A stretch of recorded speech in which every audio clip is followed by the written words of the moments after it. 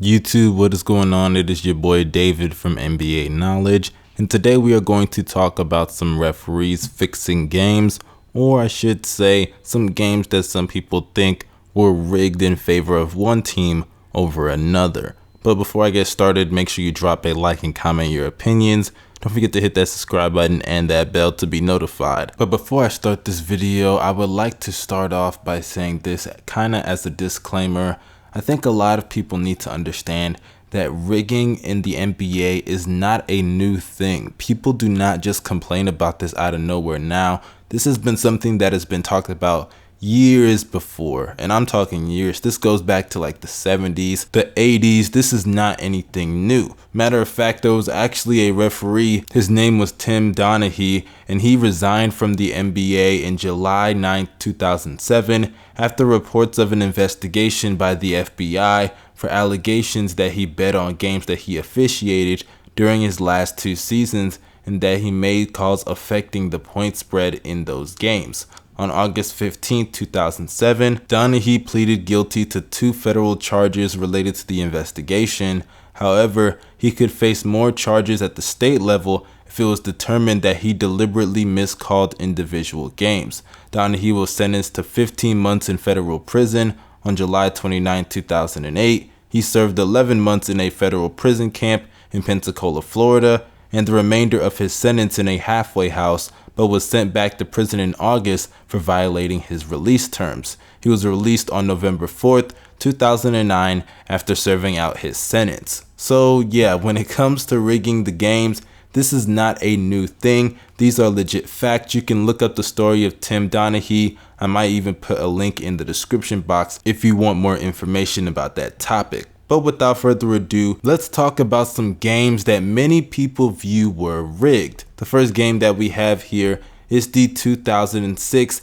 NBA Finals. Now in the 2006 NBA Finals, a lot of people think that Dwyane Wade was blessed with a lot of free throws. And when you look at the numbers, Dwyane Wade was given a lot of free throws. He shot 97 free throws in 6 games, good for a record of any 6-game series in NBA history, and only 2 off for the record of any 7-game series. He shot a lot of free throws. In Game 5, he shot 25 free throws, which was the same amount as that entire Dallas Mavericks team.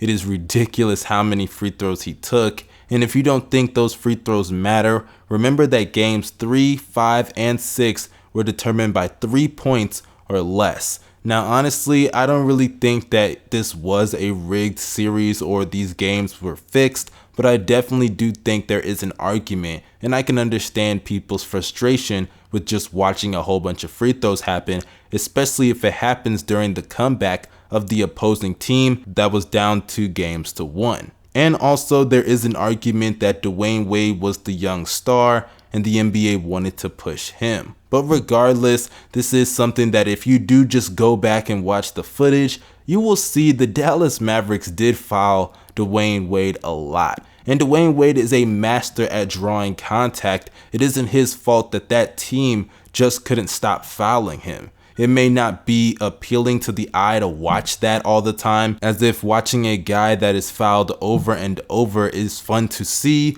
but at the end of the day, Dwyane Wade just torched that team just like how he torched all the other teams in the playoffs. And if you do not know how impressive that run was, I suggest you go and do some research, because that was one of the greatest finals runs in NBA history. But regardless, I can see the arguments for both sides when it comes to the 2006 NBA Finals. But moving on to the next game, we have Game 6 of the 2002 Western Conference Finals between the Sacramento Kings and the Los Angeles Lakers. This has been one of the most talked about conference finals games in NBA history, just for the fact that many people suspect that it was rigged. Now, if you just look up the words NBA rigged on YouTube, the first 3 videos are about this game. That just goes to show you how many people agree with this idea, and honestly, I do not blame them, because in the 4th quarter alone, the Lakers shot 27 free throws to Sacramento's 9. Think about this. People think that the 2006 NBA Finals is rigged, and in one of those games, Dwyane Wade had 25 free throws. In the fourth quarter alone, the Lakers shot 27. That is ridiculous and absurd. And also, the convicted felon and former referee Tim Donaghy that I talked about earlier, he's even come out and claimed that this series and this game was rigged. And honestly, all of the pieces fit when you're looking for a series or a game that's rigged in NBA history. The Lakers had Kobe and Shaq, they were a big market team with superstars, and Game 7 was incredibly lucrative, and considering that the New Jersey Nets were coming out of the Eastern Conference, a Sacramento and New Jersey NBA Finals does not sound very appealing, especially to the casual fan. But moving on to the next and final call here, we have the phantom foul. The Pistons led the Lakers by 1 point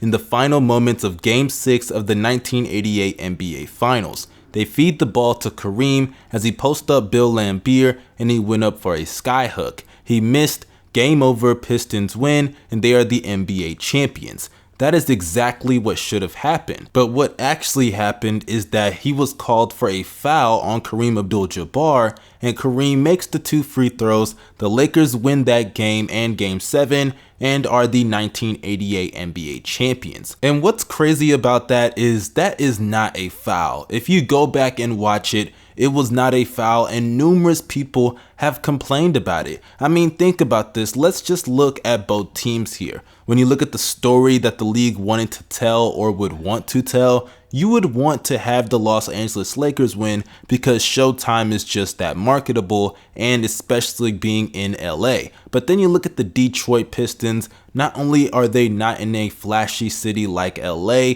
but they played that style of defense that the NBA did not like. Teams did not like the Detroit Pistons. They were not marketable. Dennis Rodman, Isaiah Thomas, Bill Laimbeer, all of them have even come out and stated that the NBA was not happy about what we were doing, and they didn't like our style of play. It wasn't appealing to the fans that they wanted to pursue, so us winning was definitely going to be a problem. So to screw them out of winning Game 6, which would have won them their first championship, which by the way basically means they could have three-peated because they went on to win the next 2 championships and go back to back.